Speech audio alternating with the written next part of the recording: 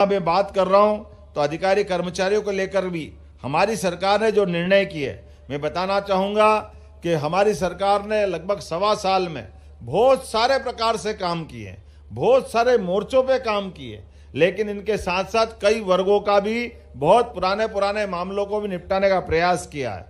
हमने कई प्रकार की भर्तियां खोली है। लगभग मान के चले, हमने संकल्प लिया है कि 5 साल के अंदर 2.5 लाख पदों पे हमारी सरकार के द्वारा विभिन्न नियुक्तियां की जाएगी और बहुत सारी विसंगतियां भी दूर कर रहे हैं। आपको ध्यान में होगा 15 मार्च 2024 को हमने 4% का महंगाई भत्ता बढ़ाने का निर्णय किया था। इसी प्रकार से अक्टूबर 2024 में हमने 4% महंगाई भत्ता और देने का निर्णय किया था।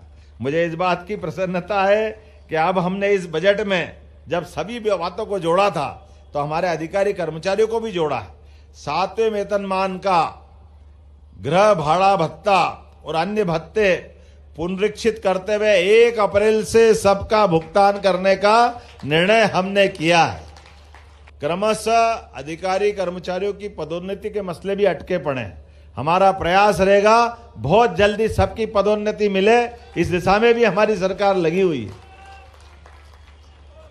और करने के लिए तो बहुत कुछ काम है, लेकिन पर्याप्त रूप से आज मुझे इस बात का संतोष है कि आप धीरे धीरे करके हमने सारे वर्गों को जोड़ करके सबकी बेहतरी के लिए काम की शुरुआत की।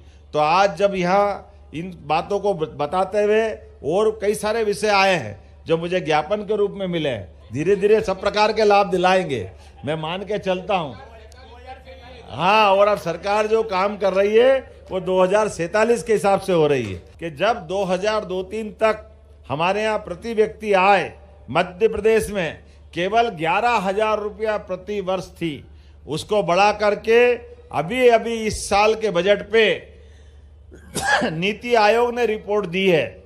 इसके बलबूते पर मध्य प्रदेश में प्रति व्यक्ति आय 1,52,680 रुपया, ये अभी वर्तमान का आंकड़ा।